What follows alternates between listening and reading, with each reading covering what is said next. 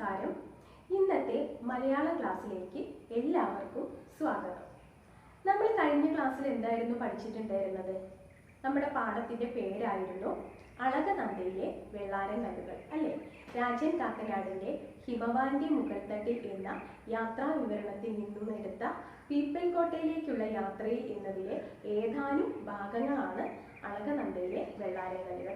അതിലെ ഏകദേശം പകുതിയോളം ഭാഗങ്ങൾ നമ്മൾ പറഞ്ഞു, അതിൻ്റെ ആശയങ്ങളൊക്കെ പറഞ്ഞിട്ടുണ്ടായിരുന്നു. ഇനി ബാക്കി ഭാഗമാണ് നമുക്ക് ഇന്ന് ക്ലാസ് എടുക്കാനുള്ളത്, അല്ലേ? അപ്പൊ നമ്മൾ ഏതുവരെയായിരുന്നു പറഞ്ഞു നിർത്തിയിട്ടുണ്ടായിരുന്നത്? യാത്രക്കാരൻ അളകനന്ദയുടെ തീരത്തെ ഓറഞ്ച് മരങ്ങൾക്കിടയിലൂടെ ഒരു കൊച്ചു ഗ്രാമത്തിലെത്തുകയും ആ ഗ്രാമത്തിലെ ഒരു ചെറിയ കുടിലിൽ എത്തുകയും പിന്നെ വീടിനുള്ളിലെ ആ വൃദ്ധനെയും അതുപോലെ തന്നെ ആ മധ്യവയസ്കനെയും അതുപോലെ തന്നെ ആരെയാണ് ഒരു 10 വയസ്സുള്ള ബാലികയെയും ആ മധ്യവയസ്കന്റെ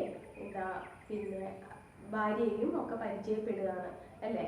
എന്നിട്ട് ഇദ്ദേഹം ദില്ലിയിലേക്കാണ് പോകുന്നത് എന്ന് പറയുമ്പോൾ ഈ മധ്യവയസ്കൻ ഇയാളോട് ഇരിക്കാൻ പറയുകയും ശേഷം മകന്റെ ജോലി സ്ഥലം ദില്ലിയിലാണെന്ന് ഇദ്ദേഹത്തോട് പറയുകയും മകന്റെ കത്തുകളൊന്നും ഇപ്പോൾ വരാറില്ല എന്ന് പറയുകയും മകൻ അവസാനം അയച്ച കത്ത് ഇദ്ദേഹത്തെ കാണിക്കുകയുമാണ്. ഇത്രയും ഭാഗമാണ് കഴിഞ്ഞ ക്ലാസ്സിൽ നമ്മൾ ഡിസ്കസ് ചെയ്തത്. ഇനി ഇന്നത്തെ ക്ലാസ്സിൽ നമ്മൾ അതിൻ്റെ ബാക്കി ഭാഗം കൂടി നമുക്ക് നോക്കാം. അപ്പോൾ ടീച്ചർ ആ ഭാഗം ഒന്ന് വായിക്കാം, നിങ്ങളൊന്ന് ശ്രദ്ധിക്കൂ. പയ്യന് എത്ര വയസ്സുണ്ട്? ഞാൻ തിരക്കി. ഇതിൻ്റെ നേരെ മൂത്തതാണ്, 14 വയസ്സായി. അയാൾ കുടിലിൻ്റെ വാതിൽക്കലേക്ക് ചൂണ്ടിക്കാണിച്ചു. വാതിൽക്കൽ ആദ്യം കണ്ട പെൺകുട്ടിയുടെ മുഖം കണ്ടു. അയാൾക്ക് പിന്നിൽ കുറെ പ്രായം ചെന്ന ഒരു സ്ത്രീ. അവർ ആ കുട്ടിയുടെ അമ്മയാവുമെന്ന് ഞാൻ കരുതി. അനേക നാഴികകൾക്കപ്പുറത്ത് മഹാനഗരത്തിൽ അനാഗത ശ്മശ്രുവായ ഒരു ബാലൻ. അയാളുടെ ഉത്കണ്ഠ സ്വാഭാവികം മാത്രമാണെന്ന് മനസ്സിലാക്കാൻ എനിക്ക് വിഷമമുണ്ടായില്ല. ഒരകന്ന ബന്ധുവിൻ്റെ കൂടെയാണ് അവനെ അയച്ചിരിക്കുന്നത് എന്ന് അയാൾ പറഞ്ഞു. മകളുടെ പ്രായമാവുമ്പോഴേക്കും എന്തെങ്കിലും കരുതിയിരിക്കണം. ചെറുക്കൻ ഇവിടെ നിന്നാൽ വിശേഷമൊന്നുമില്ല. സേട്ടിൻ്റെ ഈ ഓറഞ്ച് തോട്ടങ്ങൾ നോക്കി നിന്നാൽ കഷ്ടിച്ചു 2 നേരം ഉണക്കറൊട്ടി തിന്നാം, അല്ലാതെ ഒരു പ്രയോജനവുമില്ല. അളകനന്ദയുടെ ഇങ്ങേക്കരയിൽ ആ വിസ്താരമുള്ള സമതലത്തിലുള്ള ഓറഞ്ച് തോട്ടങ്ങൾ മുഴുവനും ശ്രീനഗറിലുള്ള മോഹൻലാൽ ഗൗർ എന്നൊരു ജമീന്ദാറുടെ വകയാണെന്ന് അയാൾ പറഞ്ഞു. വിളവെടുക്കാറാവുമ്പോൾ ജമീന്ദാറുടെ കണക്കപ്പിള്ളയും കൂലിക്കാരും വന്ന് ഉള്ളതെല്ലാം പറിച്ചുകൊണ്ടു പോകും. ആ ജമീന്ദാർക്ക് അളകനന്ദയുടെ തീരങ്ങളിൽ ഒട്ടനേകം തോട്ടങ്ങളുണ്ടെന്നയാൾ പറഞ്ഞു. കൂടാതെ 24,000-ത്തിലധികം ചെമ്മരിയാടുകളുമുണ്ട്.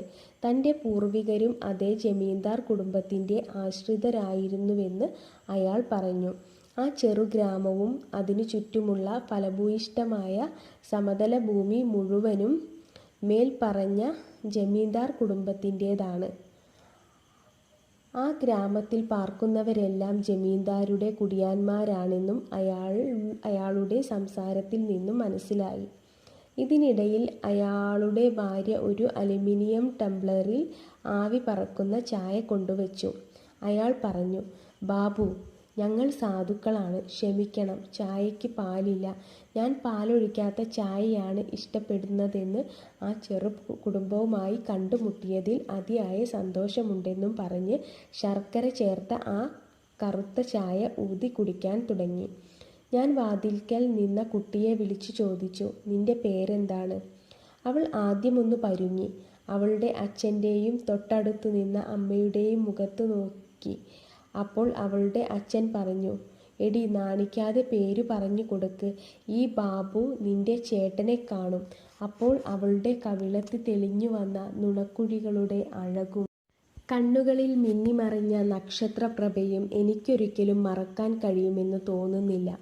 നിർമ്മലമായ ആ മുഖം ചീഞ്ഞഴുകുന്ന ശവശരീരങ്ങളുടെയും ദുർഗന്ധം വമിക്കുന്ന വ്രണങ്ങളുടെയും ലോകത്തു നിന്നും എൻ്റെ മനസ്സിനെ പൊടുന്നനെ മാരിവില്ലിൻ്റെ വർണ്ണങ്ങളും കസ്തൂരിയുടെ പരിമളവുമുള്ള ഭൂമിയിലേക്ക് തിരിച്ചു കൊണ്ടുവന്നു. അവൾ പറഞ്ഞു, "സിംല." അതു കഴിഞ്ഞ് അകത്തേക്ക് ഒറ്റയോട്ടം. ഞാൻ അയാളുടെ പേര് ചോദിച്ചു മനസ്സിലാക്കി. അതും അയാളുടെ മകൻ്റെ പേരും അഡ്രസ്സും ഡയറിയിൽ കുറിച്ചിട്ടു. ഡൽഹിയിലെത്തിയാലുടനെ അയാളുടെ മകനെ കാണാമെന്നുറപ്പ് കൊടുത്തിട്ട് ഞാൻ യാത്രയായി. അയാൾ പിന്നിൽ നിന്നും വിളിച്ചു പറഞ്ഞു, ബാബു, ഭഗവാൻ നിങ്ങളെ അനുഗ്രഹിക്കും. ജമീന്ദാറുടെ ഓറഞ്ച് തോട്ടങ്ങളിലൂടെ കുറേ നേരം നടന്നപ്പോൾ ആരോ പിറകെ ഓടി വരുന്നതായി തോന്നി. തിരിഞ്ഞു നോക്കിയപ്പോൾ കണ്ടത് സിംലയെയാണ്. അവൾ ഓടി എൻ്റെ സമീപത്തെത്തി. അവളുടെ ഇറക്കം കൂടിയ കമ്പിളിയുടുപ്പിൻ്റെ പോക്കറ്റിൽ നിന്ന് ഒരു പൊതിയെടുത്ത് എൻ്റെ നേരെ നീട്ടി. ദില്ലി ബാബു, ഇതെൻ്റെ ബായിക്ക് കൊടുക്കണം, അവൾ പറഞ്ഞു. എന്താണിത്? ഞാനത് വാങ്ങുന്നതിനിടയിൽ ചോദിച്ചു. അവൾ ഒന്നും പറഞ്ഞില്ല, നാണിച്ചു ചിരിച്ചതേയുള്ളൂ. ഞാൻ കടലാസ് പൊതി അഴിച്ചു നോക്കി. ഒരു നെല്ലിക്കയോളം വലുപ്പമുള്ള വെളുത്ത ഉരുളൻ കല്ല്. ഇതെന്തിനാണ്? ഞാൻ ചോദിച്ചു. എൻ്റെ ബായിക്ക്, അവൾ പറഞ്ഞു. അവന് വട്ടു കളിക്കാനാണ്. നിനക്കിതെവിടുന്ന് കിട്ടി? ഞാൻ വെറുതെ ചോദിച്ചു. ഇതോ? അവൾ അളകനന്ദയിലേക്ക് ചൂണ്ടിക്കാണിച്ചു. അവിടെ ഉരുളൻ കല്ലുകൾ ഇഷ്ടം പോലെയുണ്ട്. ബാബുജിക്ക് വേണോ? ഞാൻ പെറുക്കിക്കൊണ്ടുവരാം. ഒരു നിമിഷം ആ കണ്ണുകൾ പ്രകാശിച്ചു. അവൾ വാചാലയായി. പല നിറങ്ങളിലുള്ളതുമുണ്ട് ബാബുജി. ചുവപ്പ്, പച്ച, നീല, അങ്ങനെ എന്തെല്ലാം നിറങ്ങൾ. പെട്ടെന്ന് അവൾ എന്തോ ഓർത്തതുപോലെ പറഞ്ഞു, എൻ്റെ ബായിക്ക് വെള്ള കല്ലാണിഷ്ടം. അത് പറഞ്ഞു തീർന്നപ്പോൾ ആ ചുണ്ടുകൾ വിതുമ്പാൻ തുടങ്ങുകയാണോ എന്ന് ഞാൻ സംശയിച്ചു. ഞാൻ ആ കല്ല് ശ്രദ്ധാപൂർവം കോട്ടിൻ്റെ അകത്തെ പോക്കറ്റിൽ നിക്ഷേപിച്ചിട്ട് പറഞ്ഞു, മുന്നി, നീ മിടുക്കിയാണ്. ദില്ലിയിലെത്തുമ്പോൾ ഞാനിത് ബായിക്ക് തീർച്ചയായും കൊടുക്കാം. ആ കുട്ടിയെ അങ്ങനെ സമാധാനിപ്പിച്ചു. തിരിഞ്ഞു നടക്കുമ്പോൾ നിമിഷങ്ങൾക്കു മുമ്പ് നക്ഷത്രം പോലെ ജ്വലിച്ചു നിന്ന കണ്ണുകൾ ചുവന്നു കലങ്ങുന്നത് ഞാൻ കണ്ടു. എല്ലാവരും ശ്രദ്ധിച്ച് കേട്ടല്ലോ പാഠഭാഗം. ഇനി അതിന്റെ ആശയം കൂടെ ടീച്ചർ ഒന്ന് പറഞ്ഞു തരാം. പയ്യൻ എത്ര വയസ്സുണ്ട്? ഞാൻ തിരക്കി. അപ്പൊ അദ്ദേഹം ചോദിക്കുകയാണ്, പയ്യൻ എത്ര വയസ്സുണ്ട് എന്ന്. ഇതിന്റെ നേരെ മൂത്തതാണ്. 14 വയസ്സായി. അയാൾ കുടിലിന്റെ വാതിൽക്കലേക്ക് ചൂണ്ടിക്കാണിച്ചു. വാതിൽക്കൽ ആദ്യം കണ്ട പെൺകുട്ടിയുടെ മുഖം കണ്ടു. അപ്പൊ എന്താണ് പറയുന്നത്? ഈ പെൺകുട്ടിയുടെ നേരെ മൂത്തതാണ് എന്ന്, അല്ലേ? ആ പെൺകുട്ടിക്ക് എത്ര വയസ്സായി? 10 വയസ്സായി. അപ്പോൾ ഇതിന്റെ നേരെ മൂത്തതാണ്. ഇദ്ദേഹത്തിന്റെ മകന് 14 വയസ്സുണ്ടെന്ന് അദ്ദേഹം പറയുകയാണ്. അയാൾക്ക് പിന്നിൽ കുറെ പ്രായം ചെന്ന ഒരു സ്ത്രീ. അവർ ആ കുട്ടിയുടെ അമ്മയാകുമെന്ന് ഞാൻ കരുതി. എന്താണ്? ഈ കുട്ടിയുടെ പിന്നിലായിട്ട് ഇദ്ദേഹത്തിന് പിന്നിലായിട്ട് ഒരു സ്ത്രീയെ കണ്ടു, അല്ലേ? അപ്പം അത് അദ്ദേഹത്തിന്റെ ഭാര്യയായിരിക്കുമെന്ന് അദ്ദേഹം ഊഹിച്ചു. അനേക നാഴികകൾക്കപ്പുറത്ത് മഹാനഗരത്തിൽ അനാഗത ശ്മശ്രുവായ ഒരു ബാലൻ. അയാളുടെ ഉത്കണ്ഠ സ്വാഭാവികം മാത്രമാണെന്ന് മനസ്സിലാക്കാൻ എനിക്ക് വിഷമമുണ്ടായില്ല. എന്താണ്? ഒരുപാട് ദൂരത്ത് കുടുംബങ്ങളോ പിന്നെ സ്വന്തക്കാരോ ഒന്നും ഇല്ലാണ്ട്, ആരുമില്ലാണ്ട് 14 വയസ്സുള്ള ഒരു ബാലൻ. 14 വയസ്സെന്ന് പറയുമ്പോൾ കൊച്ചുകുട്ടിയാണ്, അല്ലേ? അപ്പം അത്രയും ദൂരത്ത് ഒറ്റയ്ക്ക് ജോലി ചെയ്യുന്നു എന്ന് പറയുമ്പോൾ സ്വാഭാവികമായിട്ടും അയാൾക്ക് ഒരു പേടിയും ഒരു ഉത്കണ്ഠയും ഉണ്ടാവും. അത് യാത്രക്കാരന് മനസ്സിലാക്കാൻ സാധിച്ചു എന്നാണ് ഇദ്ദേഹം പറയുന്നത്. ഒരകന്ന ബന്ധുവിന്റെ കൂടെയാണ് അവനെ അയച്ചിരിക്കുന്നത് എന്ന് അയാൾ പറഞ്ഞു.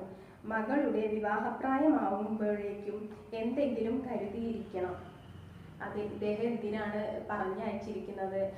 മകളുടെ വിവാഹപ്രായമാകുമ്പോഴേക്കും കുറച്ച് ക്യാഷ് ഉണ്ടാക്കാൻ വേണ്ടിയിട്ട്, കുറച്ച് പൈസ ഉണ്ടാക്കാൻ വേണ്ടിയിട്ടാണ് ഡൽഹിയിലേക്ക് മകനെ ഇയാൾ ഒരു അകന്ന ബന്ധുവിന്റെ കൂടെ അയച്ചിരിക്കുന്നത്. ചെറുക്കൻ ഇവിടെ നിന്നാൽ വിശേഷമൊന്നുമില്ല. സേട്ടിന്റെ ഈ ഓറഞ്ച് തോട്ടങ്ങൾ നോക്കി നിന്നാൽ കഷ്ടിച്ചു 2 നേരം ഉണക്കറൊട്ടി തിന്നാം. അതല്ലാതെ ഒരു പ്രയോജനവുമില്ല. അപ്പൊ എന്താണ്? അവിടെ നിന്ന് കഴിഞ്ഞാൽ ഈ സേട്ടിന്റെ ഓറഞ്ച് തോട്ടങ്ങൾ നോക്കി നടത്താനുള്ള പണി കിട്ടും എന്നാണ് അദ്ദേഹം പറയുന്നത്. അപ്പോൾ ചിലപ്പോൾ അദ്ദേഹത്തിനൊക്കെ അതായിരിക്കും ജോലി. അപ്പം അദ്ദേഹത്തിന്റെ അപ്പം ഇവിടെ നിന്ന് കഴിഞ്ഞാൽ ഈ സേട്ടിൻ്റെ ഈ ഓറഞ്ച് തോട്ടങ്ങൾ നോക്കി നടത്തുക എന്നുള്ളൊരു ജോലി മാത്രമേ ഉള്ളൂ. പക്ഷെ അതുകൊണ്ട് സമ്പാദ്യമൊന്നും ഉണ്ടാവില്ല എന്നാണ് അയാൾ യാത്രക്കാരനോട് പറയുന്നത്. 2 നേരം എന്താ പറയുക, ഉണക്കറൊട്ടി തിന്ന് ജീവിക്കാം എന്നുള്ളതേ ഉള്ളൂ. ജീവിതം മുന്നോട്ട് പോകും. പക്ഷേ മകളെ വിവാഹപ്രായമാവുമ്പോഴേക്കും വിവാഹം ചെയ്തയക്കാനുള്ള സമ്പാദ്യമൊന്നും ഉണ്ടാവില്ല എന്നാണ് അദ്ദേഹം പറയുന്നത്. അളകനന്ദയുടെ ഇങ്ങേക്കരയിൽ ആ വിസ്താരമുള്ള സമതലത്തിലുള്ള ഓറഞ്ച് തോട്ടങ്ങൾ മുഴുവനും ശ്രീനഗറിലുള്ള മോഹൻലാൽ ഗൗർ എന്നൊരു ജമീന്ദാറുടെ മകയാണെന്ന് അയാൾ പറഞ്ഞു. എന്താണ് ഈ അളകനന്ദയുടെ തീരത്തുള്ള എല്ലാ എന്താണ് ഓറഞ്ച് തോട്ടങ്ങളും ശ്രീനഗറിലുള്ള മോഹൻലാൽ ഗൗർ എന്നുള്ളൊരു ജമീന്ദാറുടെ വകയാണെന്നാണ് അദ്ദേഹം യാത്രക്കാരനോട് പറഞ്ഞത്. ജമീന്ദാർ എന്ന് വെച്ചിട്ടുണ്ടെങ്കിൽ ഉടമസ്ഥൻ, ഇതിൻ്റെയൊക്കെ ഉടമസ്ഥൻ, അതായത് നമ്മുടെ നാട്ടിലൊക്കെ പറയുകയാണെങ്കിൽ ജന്മി എന്ന് പറയും. നമ്മുടെ നാട്ടിലൊക്കെ ജന്മി എന്ന് പറയും. അപ്പം ആ ജമീന്ദാറാണ് അവിടത്തെയൊക്കെ ഉടമസ്ഥനായിട്ടുള്ള ആള് ആ ജമീന്ദാറാണ്. അപ്പോൾ എന്താ ഈ ജമീന്ദാറുടേതാണ് ഈ തോട്ടങ്ങൾ. അപ്പോൾ ഇവരൊക്കെ അതിലെ പണിയെടുക്കുന്ന ആൾക്കാരാണ്. നമ്മുടെ നാട്ടിലുള്ള ജന്മി അടിയാൻ വ്യവസ്ഥ തന്നെയാണ് ഏകദേശം ഇത് വായിക്കുമ്പോൾ അവിടുത്തെ നിന്ന് നമുക്ക് മനസ്സിലാവുന്നത്. ജമീന്ദാർ എന്ന് പറയുന്നത് ജന്മിയാണ്. പിന്നെ ഇവര് അടിയാന്മാരായിട്ടുള്ള പണിക്കാരാണ്. വിളവെടുക്കാറാവുമ്പോൾ ജമീന്ദാറുടെ കണക്കപ്പിള്ളയും കൂലിക്കാരും വന്ന് ഉള്ളതെല്ലാം പറിച്ചു കൊണ്ടുപോകും. ആ ജമീന്ദാർക്ക് അളകനന്ദയുടെ തീരങ്ങളിൽ അനേകം തോട്ടങ്ങളുണ്ടെന്ന് അയാൾ പറഞ്ഞു. കൂടാതെ 20,000-ത്തിലധികം ചെമ്മരിയാടുകളുമുണ്ട്. എന്താണ് ഈ ജമീന്ദാർക്ക് 20,000-ത്തിൽ-അധികം ചെമ്മരിയാടുകളുണ്ട്. അതുപോലെ തന്നെ അളകനന്ദയുടെ തീരത്തുള്ള ഒരുവിധം എല്ലാ തോട്ടങ്ങളും അദ്ദേഹത്തിൻ്റെതാണ് എന്നാണ് പറയുന്നത്. അപ്പൊ അത്രയും ഭൂസ്വത്തുള്ള ഒരു ആളാണ് ഈ ജമീന്ദാർ, അല്ലേ? അപ്പോൾ എന്താണ് അദ്ദേഹത്തിന്റെ കണക്കപ്പിള്ള വന്ന് ഈ ഓറഞ്ച് പഴുത്ത് പാകമാകുമ്പോൾ അദ്ദേഹവും അദ്ദേഹത്തിന്റെ കണക്കപ്പിള്ളയും കൂടെ വന്നിട്ട് എല്ലാ ഓറഞ്ചും അവിടുന്ന് കൊണ്ടുപോകുന്നതാണ് ഇദ്ദേഹം പറയുന്നത്. തന്റെ പൂർവികരും അതേ ജമീന്ദാർ കുടുംബത്തിന്റെ ആശ്രിതരായിരുന്നുവെന്ന് അയാൾ പറഞ്ഞു. ആ ചെറു ഗ്രാമവും അതിനു ചുറ്റുമുള്ള ഫലഭൂയിഷ്ഠയായ സമതല ഭൂമി മുഴുവനും മേൽ പറഞ്ഞ ജമീന്ദാർ കുടുംബത്തിൻ്റെതാണ്. ആ ഗ്രാമത്തിൽ പാർക്കുന്നവരെല്ലാം ജമീന്ദാരുടെ കുടിയാന്മാരായെന്നും അയാളുടെ സംസാരത്തിൽ നിന്നും മനസ്സിലായി. എന്താണ് ആ ഭാഗത്തുള്ള ആൾക്കാർ മുഴുവൻ ഈ ജമീന്ദാരുടെ കുടിയാന്മാരാണെന്നുള്ളത് ഇദ്ദേഹത്തിന്റെ സംസാരത്തിൽ നിന്ന് അയാൾക്ക് മനസ്സിലായി. അപ്പൊ എന്താണ് ഇദ്ദേഹം പരമ്പരാഗതമായിട്ട് ആ ജമീന്ദാരുടെ കുടുംബത്തിന്റെ ആശ്രിതനായിട്ട് ജോലി ചെയ്ത് പോന്നിട്ടുള്ള ഒരാളാണ്. ആ ജമീന്ദാരുടെ കുടുംബം എന്ന് പറയുന്നത് ഒരുപാട് ഭൂസ്വത്തൊക്കെ ഉള്ള ആൾക്കാരാണ്. അപ്പം ഇയാളും ആ ഗ്രാമത്തിലുള്ള ആൾക്കാരും ഒക്കെ അയാളുടെയും അയാളുടെ കുടുംബങ്ങളുടെയും അടിയാന്മാരായിട്ട് ജോലി ചെയ്യുന്ന ആളുകളാണ്. ഇതിനിടയിൽ അയാളുടെ ഭാര്യ ഒരു അലുമിനിയം ടംബ്ലറിൽ ആവി പറക്കുന്ന ചായ കൊണ്ടുവച്ചു. അയാൾ പറഞ്ഞു, ബാബു, ഞങ്ങൾ സാധുക്കളാണ്, ക്ഷമിക്കണം, ചായക്ക് പാലില്ല. ഞാൻ പാലൊഴിക്കാത്ത ചായ ഇഷ്ടപ്പെടുന്നതെന്നും ആ ചെറു കുടുംബവുമായി കണ്ടുമുട്ടിയതിൽ അതിയായ സന്തോഷമുണ്ടെന്നും പറഞ്ഞ് ശർക്കര ചേർത്ത ആ കടുത്ത ചായ ഊതി കുടിക്കാൻ തുടങ്ങി. എന്താണ് അദ്ദേഹത്തിന്റെ ഭാര്യ ഒരു പാത്രത്തിൽ ചായ കൊണ്ടുവന്നു. എന്നിട്ട് പറഞ്ഞു, ബാബു, ഞങ്ങള് പാവങ്ങളാണ്. അപ്പൊ അദ്ദേഹം പറയാണ്, ഞങ്ങൾ പാവങ്ങളാണ്, ഞങ്ങൾക്ക് പാലൊന്നുമില്ല ചായക്ക്, സാധാരണ ചായയാണ്, പാലൊഴിക്കാത്ത ചായയാണെന്ന് പറഞ്ഞു. അപ്പൊ ഇദ്ദേഹം എന്താ പറയുന്നത്, എനിക്ക് പാലൊഴിക്കാത്ത ചായയാണ് ഇഷ്ടം എന്ന് പറഞ്ഞിട്ട് ശർക്കര ചേർത്ത ആ ചായ അദ്ദേഹം ഊതി കുടിച്ചു. എന്നിട്ട് നിങ്ങളെ ഈ ഒരു കുടുംബത്തെ കണ്ടുമുട്ടിയതിൽ വളരെ സന്തോഷം എനിക്കുണ്ടെന്നുള്ളത് അദ്ദേഹത്തെ പിന്നെ ഈ യാത്രക്കാരൻ ഈ മധ്യവയസ്കനെ അറിയിക്കുകയാണ്.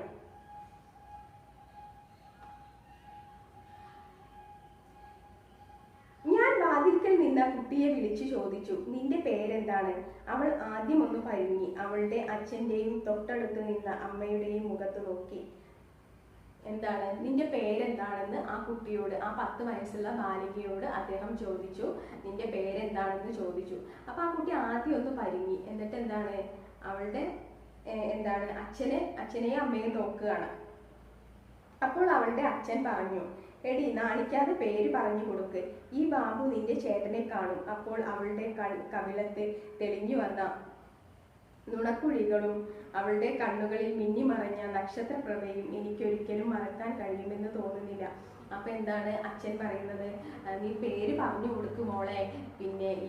പിന്നെ ഈ ബാബു നിന്റെ ചേട്ടനെ കാണുമെന്ന് പറഞ്ഞു. അപ്പൊ അവൾക്ക് ഭയങ്കര സന്തോഷമായി എന്നാണ് ഇത് പറയുക. അവളുടെ കണ്ണുകളൊക്കെ നല്ല മിന്നി മറിഞ്ഞു, നക്ഷത്രപ്രഭ കൊണ്ട് ജ്വലിച്ചു എന്നാണ് അദ്ദേഹം പറയുന്നത്. അപ്പൊ അവൾക്ക് അത്യധികം സന്തോഷമായി എന്നുള്ളതാണ് ഇതില് പറയുന്നത്. അപ്പൊ ചേട്ടനെ അപ്പം ഇദ്ദേഹം പറയാണ്, നീ അദ്ദേഹത്തിന് പേര് പറഞ്ഞു കൊടുക്കൂ. അദ്ദേഹം എന്താ പറയാ നിന്റെ ചേട്ടനെ കാണുമെന്ന് പറഞ്ഞപ്പോ ആ കുട്ടിക്ക് വളരെ സന്തോഷമായി. നിർമ്മലമായ ആ മുഖം ചീഞ്ഞഴുകുന്ന ശവശരീരങ്ങളുടെയും ദുർഗന്ധം വമിക്കുന്ന വ്രണങ്ങളുടെയും ലോകത്തു നിന്നും എൻ്റെ മനസ്സിനെ പൊടുന്നനെ മാലിന്യന്റെ വർണ്ണങ്ങളും കസ്തൂരിയുടെ പരിമളവുമുള്ള ഭൂമിയിലേക്ക് തിരിച്ചു കൊണ്ടുവന്നു. എന്താണ് അദ്ദേഹത്തിന്റെ ഒരു എന്താ പറയുക, ആ സമയത്തുണ്ടായിരുന്ന അദ്ദേഹത്തിന്റെ മനസ്സിനെ, അശാന്തിപൂർണമായ മനസ്സിനെ എന്നാണ് അദ്ദേഹം ചീഞ്ഞഴിഞ്ഞ ശവശരീരങ്ങളുടെയും ദുർഗന്ധം വമിക്കുന്ന വ്രണങ്ങളുടെയും എന്നുള്ളത് അദ്ദേഹത്തിന്റെ മനസ്സിനെ ഒരു എന്താ പറയുക, ഒരു അശാന്തിയിൽ നിന്ന് ഒരു സന്തോഷത്തിലേക്ക്, ഒരു ശാന്തിയിലേക്ക് നയിക്കാൻ ആ പെൺകുട്ടിയുടെ എന്താ പറയുക, ആ ചിരിക്ക്, ആ കണ്ണുകൾക്ക്, ആ ചിരിക്കൊക്കെ സാധിച്ചു എന്നുള്ളതാണ് ഇദ്ദേഹം പറയുന്നത്. അവൾ പറഞ്ഞു, സിംല. അത് കഴിഞ്ഞ് അകത്തേക്ക് ഒറ്റയോട്ടം. ഞാൻ അയാളുടെ പേര് ചോദിച്ചു മനസ്സിലാക്കി. അതും അയാളുടെ മകന്റെ പേരും അഡ്രസ്സും ഡയറിയിൽ കുറിച്ചിട്ടു. ഡൽഹിയിൽ എത്തിയാൽ ഉടൻ അയാളുടെ മകനെ കാണാമെന്ന് ഉറപ്പ് കൊടുത്തിട്ട് ഞാൻ യാത്രയായി. അയാൾ പിന്നിൽ നിന്നും വിളിച്ചു പറഞ്ഞു, ബാബു, ഭഗവാൻ നിങ്ങളെ അനുഗ്രഹിക്കും. അപ്പൊ ആ പെൺകുട്ടി പറഞ്ഞു, പേര് സിംല അല്ലേ, നല്ല പേരാണല്ലേ സിംലയാണ് തൻ്റെ പേര് എന്ന് പറഞ്ഞിട്ട് അകത്തേക്ക് ഒറ്റയോട്ടം. എന്നിട്ട് ഇദ്ദേഹം എന്താണ് മകന്റെ പേര് ചോദിച്ചു, മകന്റെ അഡ്രസ്സൊക്കെ വാങ്ങിയിട്ട് എന്താ പറയാ, ഞാൻ ഇനി ദില്ലിയിലേക്ക് തിരിച്ചു പോകുമ്പോൾ പിന്നെ നിങ്ങളുടെ മകനെ കാണുകയും സുഖവിവരം അന്വേഷിക്കുകയും ചെയ്യാമെന്ന് ഈ കുടുംബത്തിന് ഇദ്ദേഹം ഉറപ്പ് കൊടുക്കുകയാണ് അല്ലെ. അപ്പൊ ഇദ്ദേഹം തിരിഞ്ഞു പോകുമ്പോൾ ഈ പിന്നെ മധ്യവയസ്കൻ പറയാണ്, ബാബു നിങ്ങളെ ഭഗവാൻ രക്ഷിക്കട്ടെ, അതായത് നിങ്ങളെ ദൈവം അനുഗ്രഹിക്കട്ടെ. ജമീന്ദാറുടെ ഓറഞ്ച് തോട്ടങ്ങളിലൂടെ കുറെ ദൂരം നടന്നപ്പോൾ ആരോ പിറകെ ഓടി വരുന്നതായി തോന്നി. തിരിഞ്ഞു നോക്കിയപ്പോൾ കണ്ടത് സിംലയെയാണ്. അവൾ ഓടി എൻ്റെ സമീപത്തെത്തി. അവളുടെ ഇറക്കം കൂടിയ കമ്പിളി ഉടുപ്പിന്റെ പോക്കറ്റിൽ നിന്ന് ഒരു പൊതിയെടുത്ത് എൻ്റെ നേരെ നീട്ടി. എന്താണ്, ഇദ്ദേഹം ഇങ്ങനെ നടന്നപ്പോൾ ഇദ്ദേഹത്തിന് പിറകെ ആരോ വരുന്നതായിട്ട് തോന്നി. അപ്പൊ ഇദ്ദേഹം തിരിഞ്ഞു നോക്കിയപ്പോൾ എന്താ, ഓടി വരുന്നത് ആരാണ്? സിംലയാണ്. സിംല ഓടി വരുന്നു. എന്നിട്ട് എന്താണ്, പിന്നെ ഈ സിംല തൻ്റെ കമ്പിളി ഉടുപ്പിന്റെ പോക്കറ്റിൽ നിന്നിട്ട് ഒരു പൊതി എടുത്തിട്ട് യാത്രക്കാരന് കൊടുത്തു. ദില്ലി ബാബു, ഇതെന്റെ ഭായിക്ക് കൊടുക്കണം, അവൾ പറഞ്ഞു. എന്താണ് ദില്ലി ബാബു, ഡൽഹിയിൽ നിന്ന് വരുന്ന ബാബു, ഡൽഹിയിൽ നിന്ന് വരുന്ന ചേട്ടാ, ഇതെന്റെ എന്താ പറയാ ചേട്ടന് കൊടുക്കണം എന്ന് അവൾ പറഞ്ഞു. എന്താണിത്? ഞാൻ അത് വാങ്ങുന്നതിനിടയിൽ ചോദിച്ചു. അവൾ ഒന്നും പറഞ്ഞില്ല, നാണിച്ച് ചിരിച്ചതേ ഉള്ളൂ. ഞാൻ കടലാസ് പൊതി അഴിച്ചു നോക്കി. ഒരു നെല്ലിക്കയോളം വലിപ്പമുള്ള വെളുത്ത ഉരുളങ്കല്ല്. എന്താണ് ദില്ലി പിന്നെ എന്താണ് ഈ കല്ല് വാങ്ങുന്ന ഈ പിന്നെ പൊതി വാങ്ങിക്കുന്നതിനിടയിൽ എന്താണ് ചോദിച്ചു, ഈ യാത്രക്കാരൻ ചോദിച്ചു. എന്താണ് ചോദിച്ചത്? ഇത് എന്താണെന്ന് ചോദിച്ചു. അപ്പൊ അവളൊന്നും പറഞ്ഞില്ല, ഒന്ന് നാണിച്ചു ചിരിച്ചു, അത്രേ ഉള്ളൂ. അപ്പം ആ പൊതി യാത്രക്കാരൻ അഴിച്ചു നോക്കിയപ്പോൾ എന്താണ്, ഒരു നെല്ലിക്കയോളം വലുപ്പമുള്ള ഒരു ഉരുളങ്കല്ലായിരുന്നു എന്തിനുള്ളില്, ഈ പൊതിക്കുള്ളില്. ഇതെന്തിനാണ്? ഞാൻ ചോദിച്ചു. എൻ്റെ ഭായിക്ക്, അവൾ പറഞ്ഞു. അവന് വട്ടു കളിക്കാനാണ്. ഇതെന്തിനാണെന്നാണ് പറഞ്ഞിരിക്കുന്നത്? എന്താ പറയാ, അവളുടെ ഭായിക്ക് കൊടുക്കാനുള്ളതാണെന്ന് പറഞ്ഞു. അവളുടെ ചേട്ടന് കൊടുക്കാനുള്ളതാണ്, അവന് വട്ട് കളിക്കാനാണ് എന്നുള്ളത് അവൾ പറഞ്ഞു. നിനക്ക് ഇത് എവിടുന്ന് കിട്ടി? ഞാൻ വെറുതെ ചോദിച്ചു. ഇതോ? അവൾ അളകനന്ദയിലേക്ക് ചൂണ്ടിക്കാണിച്ചു. അവിടെ ഉരുളൻകല്ലുകൾ ഇഷ്ടം പോലെയുണ്ട്, ബാബുജിക്ക് വേണോ? ഞാൻ പെറുക്കിക്കൊണ്ടുവരാം. അപ്പൊ ഇത് എവിടുന്ന് കിട്ടിയതാണെന്ന് യാത്രക്കാരൻ സിംലയോട് ചോദിച്ചു. അപ്പം അവള് അളകനന്ദയിലേക്ക് ചൂണ്ടിക്കാണിച്ചിട്ട് പറഞ്ഞു, ഇത് അവിടെ നിന്ന് കിട്ടിയതാണ്, അവിടെ ഉരുളൻ കല്ലുകൾ ഇഷ്ടം പോലെയുണ്ട്, നിങ്ങൾക്ക് വേണോ എന്ന് അവൾ ചോദിച്ചു. ഒരു നിമിഷം ആ കണ്ണുകൾ പ്രകാശിച്ചു. അവൾ വാചാലയായി. പല നിറത്തിലുമുള്ളതുണ്ട് ബാബുജി, ചുവപ്പ്, പച്ച, നീല, അങ്ങനെ എന്തെല്ലാം നിറങ്ങൾ. അപ്പൊ അവൾക്ക് അത് പറയാൻ ഭയങ്കര ആകാംക്ഷയായി എന്നാ പറയുന്നത്. അവൾ ഒരു നിമിഷം വാചാലയായി എന്ന്, അവളുടെ കണ്ണുകൾ പ്രകാശിച്ചു. അപ്പൊ അവൾ പറയാണ് അവിടെ ചുവപ്പ്, പച്ച, നീല, ഒരുപാട് നിറത്തിലുള്ള കല്ലുകളുണ്ട് എന്ന്. പെട്ടെന്ന് അവൾ എന്തോ ഓർത്തതുപോലെ പറഞ്ഞു, എന്റെ ബായിക്ക് വെള്ളക്കല്ലാണ് ഇഷ്ടം. എന്താണ് അവള് പറഞ്ഞത്? പെട്ടെന്ന് എന്തോ ഒന്ന് ഓർത്തു നിന്ന പോലെ അവള് പറഞ്ഞു, എന്റെ വായിക്ക് ഇഷ്ടം വെള്ളക്കല്ലാണ്. അത് പറഞ്ഞു തീർന്നപ്പോൾ ആ ചുണ്ടുകൾ വിതുമ്പാൻ തുടങ്ങുകയാണോ എന്ന് ഞാൻ സംശയിച്ചു. അപ്പൊ അത് പറഞ്ഞപ്പോൾ അവൾക്ക് ചെറിയൊരു സങ്കടം വന്നു. അപ്പൊ അവളുടെ ചുണ്ടുകളൊക്കെ വിതുമ്പാൻ തുടങ്ങുകയാണെന്ന്, അവൾ കരയാൻ പോകുന്ന പോലെയാണെന്ന് യാത്രക്കാരന് തോന്നി. ഞാൻ ആ കല്ല് ശ്രദ്ധാപൂർവം കോട്ടിന്റെ അകത്തെ പോക്കറ്റിൽ നിക്ഷേപിച്ചിട്ട് പറഞ്ഞു, മുന്നി നീ മിടുക്കിയാണ്. ദില്ലിയിലെത്തുമ്പോൾ ഞാൻ ഇത് ബായിക്ക് തീർച്ചയായും കൊടുക്കാം. എന്താണ് മകളെ മുന്നി, നീ എന്താ പറയാ, നീ മിടുക്കിയാണെന്ന് പറയാണ്. ആ കല്ല് എന്താണ് പോക്കറ്റിലിട്ടു. ഭദ്രമായിട്ട് ആ കല്ല് യാത്രക്കാരൻ പോക്കറ്റിൽ ഇട്ടിട്ട് പറയാണ്, മുന്നി നീ മിടുക്കിയാണ്. ഇത് ഡൽഹിയിലെത്തുമ്പോൾ തീർച്ചയായിട്ടും നിന്റെ ബായിക്ക്, നിന്റെ ചേട്ടന് ഞാൻ ഈ കല്ലുകൾ തീർച്ചയായിട്ടും കൊടുക്കാമെന്ന് അദ്ദേഹം അവൾക്ക് ഉറപ്പ് നൽകുകയാണ്. ആ കുട്ടിയെ അങ്ങനെ സമാധാനിപ്പിച്ചു തിരിഞ്ഞു നടക്കുമ്പോൾ നിമിഷങ്ങൾക്ക് മുമ്പ് നക്ഷത്രം പോലെ ജ്വലിച്ചു നിന്ന കണ്ണുകൾ ചുവന്ന് കലങ്ങുന്നത് ഞാൻ കണ്ടു. എന്താണ് പിന്നീട് തിരിഞ്ഞു നടക്കുകയാണെന്ന് പറഞ്ഞിട്ട് അദ്ദേഹത്തിന്റെ യാത്ര തുടരുകയാണ് അവിടെ നിന്നിട്ട്. അപ്പോ ഭയങ്കര നക്ഷത്രപ്രഭയുള്ള കണ്ണുകൾ എന്ന് നേരത്തെ പറഞ്ഞു. ആ തിളങ്ങി നിന്ന കണ്ണുകൾ മെല്ലെ കലങ്ങുന്നത് അയാൾ കണ്ടു. അതായത് അദ്ദേഹം മിന്നി മറിയുമ്പോൾ, അദ്ദേഹം പോകുമ്പോൾ അവൾക്ക് ഭയങ്കര സങ്കടമായി എന്ന്. അതാണ് ആ മിന്നി നിന്ന പ്രകാശിച്ച കണ്ണുകൾ കലങ്ങുന്നത് അദ്ദേഹം കണ്ടു. ഇത്രയാണ് ഈ പാഠഭാഗത്ത്. അപ്പോൾ ഈ പാഠഭാഗം എന്താണ്? ഈ പാഠഭാഗത്തിന്റെ പേര് അളകനന്ദയുടെ വെള്ളാരം കല്ലുകൾ എന്നാണ് ഈ പാഠഭാഗത്തിന്റെ പേര്. പിന്നെ ഇത് ഹിമവാന്റെ മുകൾ തട്ടിൽ എന്നുള്ള യാത്രാ വിവരണത്തിലെ ഏതാനും ഭാഗങ്ങളാണ്. അദ്ദേഹം പീപ്പൽ കോട്ടയിലേക്കുള്ള യാത്രയിലെ ഏതാനും ഭാഗങ്ങളാണ് ഈ അളകനന്ദയിലെ വെള്ളാരം കല്ലുകൾ. ഇത് എഴുതിയിരിക്കുന്നത് രാജൻ കാക്കനാടൻ എന്ന പിന്നെ യാത്രാ വിവരണം. ഇത് രാജൻ കാക്കനാടിന്റെ യാത്രാ വിവരണമാണ്. അപ്പൊ ഇത്രയാണ് ഈ പാഠഭാഗത്തിലുള്ളത്. എന്തൊക്കെയായിരുന്നു നമ്മൾ ഈ പാഠഭാഗത്തിൽ പറഞ്ഞിരിക്കുന്നത്? ഇദ്ദേഹം രാജൻ കാക്കനാടൻ എന്ന യാത്രക്കാരൻ പിന്നെ ഹിമാലയത്തിലേക്ക് പോകുന്ന തൻ്റെ യാത്രയിൽ അളകനന്ദയുടെ തീരത്തുള്ള ഓറഞ്ച് തോട്ടത്തിൽ എത്തുകയും അവിടെ ഒരു കൊച്ചു ഗ്രാമത്തിൽ ഒരു കുടിലിൽ കയറുകയും പിന്നെ അവിടെ ഒരു മധ്യവയസ്കനെയും സിംല എന്ന ഒരു പെൺകുട്ടിയെയും പരിചയപ്പെടുകയും സിംലയുടെ അമ്മയും അവിടെ ഉണ്ടായിരുന്നു.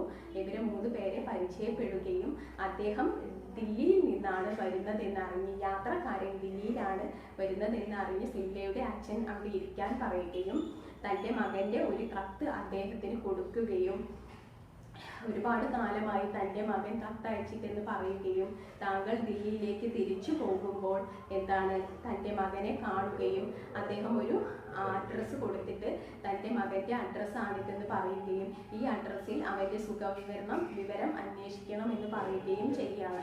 അപ്പോൾ അദ്ദേഹം അവിടെ നിന്ന് ചായ കുടിക്കുന്നു. ചായ കുടിച്ചതിന് ശേഷം അദ്ദേഹം പറഞ്ഞു, ഞാൻ പിന്നെ തീർച്ചയായിട്ടും ദില്ലിയിലേക്ക് തിരിച്ചു പോകുമ്പോൾ നിങ്ങളുടെ മകനെ കാണുകയും സുഖവിവരം അന്വേഷിക്കുകയും ചെയ്യാമെന്ന് പറഞ്ഞിട്ട് അദ്ദേഹം പിന്നെ അവിടെ നിന്ന് പോരുകയാണ്. അദ്ദേഹം തൻ്റെ യാത്ര തുടരുമ്പോൾ പോകുമ്പോൾ ഓടി വരികയാണ്. ആ പെൺകുട്ടി, സിംല എന്ന പെൺകുട്ടി ഓടി വരികയും ശേഷം തൻ്റെ കമ്പിളി ഉടുപ്പിൽ നിന്ന് ഒരു പൊതി അദ്ദേഹത്തിന് സമ്മാനിച്ചിട്ട് പിന്നെ പൊതി സമ്മാനിക്കുകയും ആ പൊതി സമ്മാനിച്ചിട്ട് പിന്നെ ഇത് എൻ്റെ ബായിക്ക് കൊടുക്കണം എന്ന് പറഞ്ഞു. അപ്പോൾ അദ്ദേഹം ആ പൊതി പിന്നെ എടുത്തു നോക്കുമ്പോൾ അതിനുള്ളിൽ ഒരു നെല്ലിക്കയുടെ വലുപ്പത്തിലുള്ള ഉരുളങ്കല്ലായിരുന്നു.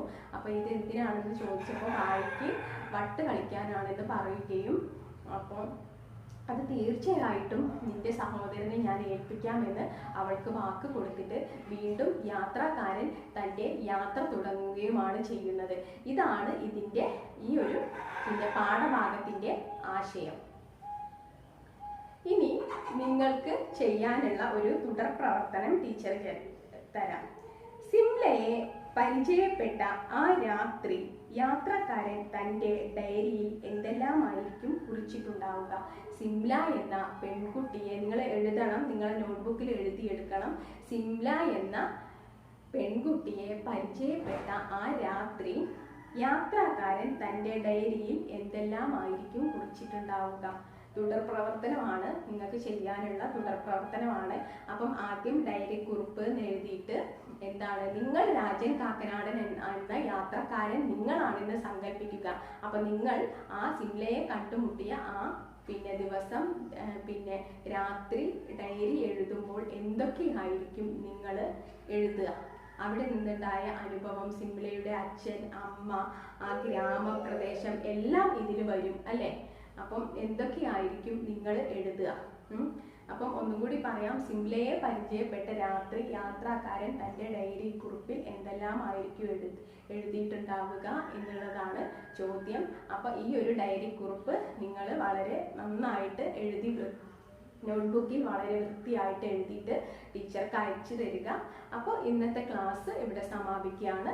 അടുത്ത ക്ലാസ്സിൽ വീണ്ടും കാണാം. തുടർ പ്രവർത്തനങ്ങളെല്ലാം കുട്ടികൾ വളരെ നന്നായിട്ട് തന്നെ ഒരിക്കലും മറക്കാതെ തന്നെ എഴുതുകയും ടീച്ചർക്ക് അയച്ചു തരികയും വേണം. വീണ്ടും കാണാം.